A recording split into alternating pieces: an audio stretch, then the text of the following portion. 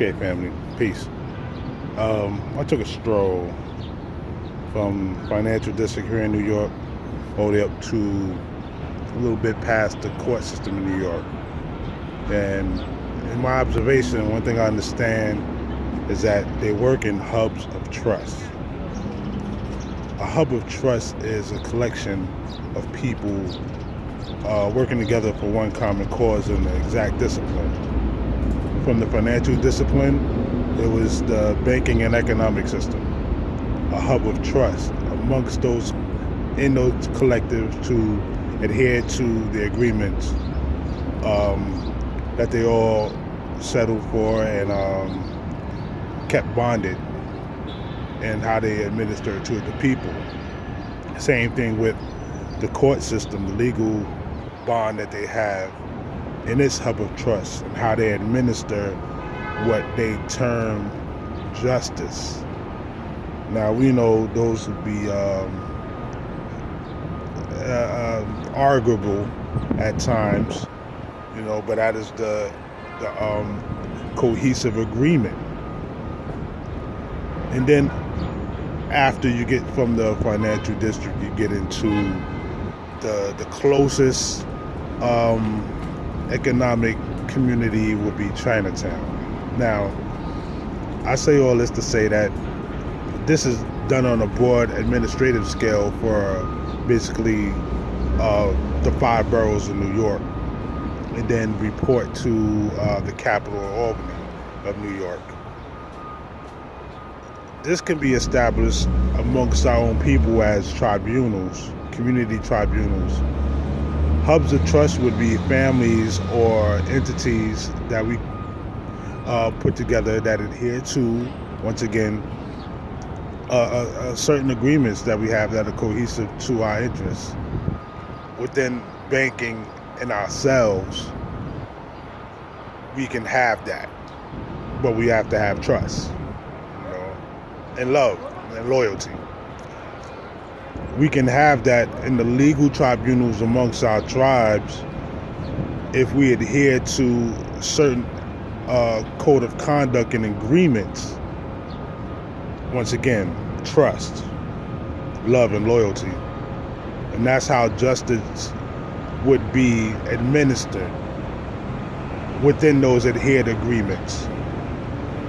And it have to be universal, so it cuts across all tribes as a cohesive agreement, making a bond. We talk this sovereignty stuff, we talk this nationhood stuff, and all the elements are there except trust, love, loyalty. The final stage, which I just talked about with Chinatown, I wouldn't say Little Italy as well, but mostly Chinatown, because in its practice, they cling to their cultural identity and they spin amongst each other, and they'll allow others to spin with them as well. There is an underbelly, and the underbelly has a code, rules of conduct that still finances their mainstream or public face. This can be done with the black community. This can be done with the African community, the indigenous communities. But trust, love, loyalty. Now, it doesn't have to be where we have to always agree. It doesn't have to be a picture perfect utopia, because none of these establishments of administration are.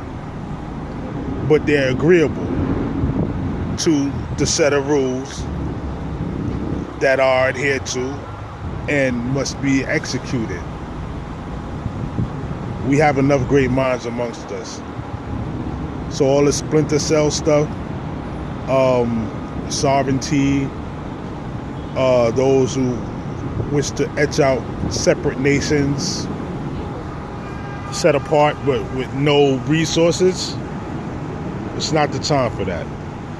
I really see that's not the time. And, even though it sounds good to say my group has the answer, if it's not put into practice and it's not being applied to the modern formats of forming societies and providing for people, it's not conducive to our growth, especially as a nation, especially as your own entity building an empire.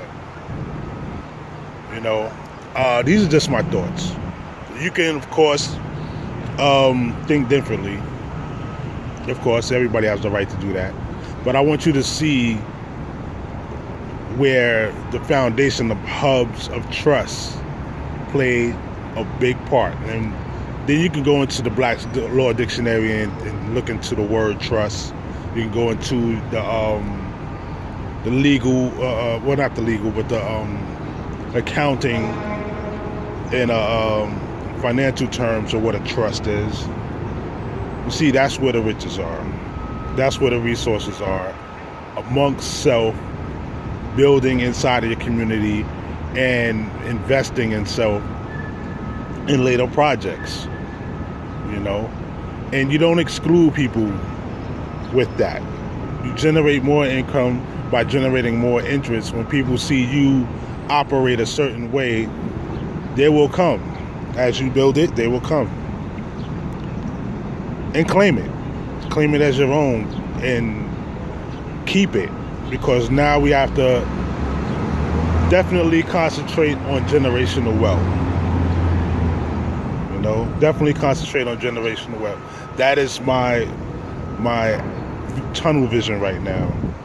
Because I can't pass down a job.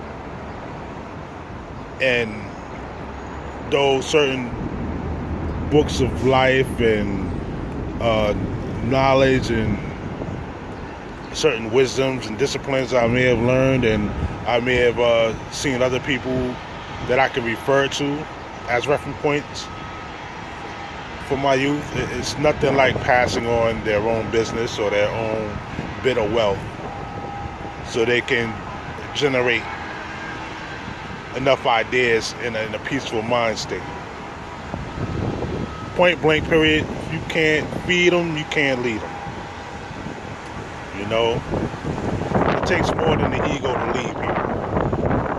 Definitely that. So shouts out to all the positive people out here, progressive energy, moving to a more peaceful union amongst us, because there's so many disagreements, so many people are know-it-alls, but they wind up speaking in a condescending fashion, being pretentious.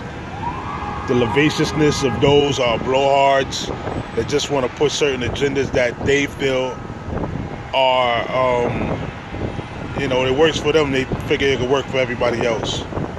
Nah, man, we gotta adhere to universal truths and apply them. In our community, the black circles, the African circles, the Moorish circles, and just any righteous being, any indigenous being, even the Caucasian brothers and sisters or whatever, and their families, if they're under a certain economic bracket, doubt and skepticism takes over them, and they feel that they can't break past the ceiling of routine. And there's so many opportunities, especially online, that you can take advantage of. So try not to shortchange the opportunities around you.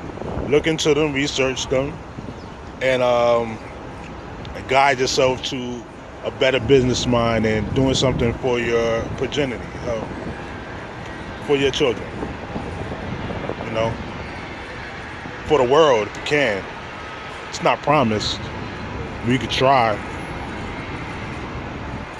That's my little observation, dialogue or monologue, what have you. I'm just enjoying life. And hopefully get wealthy on this online money. So thank you very much. Peace and be well.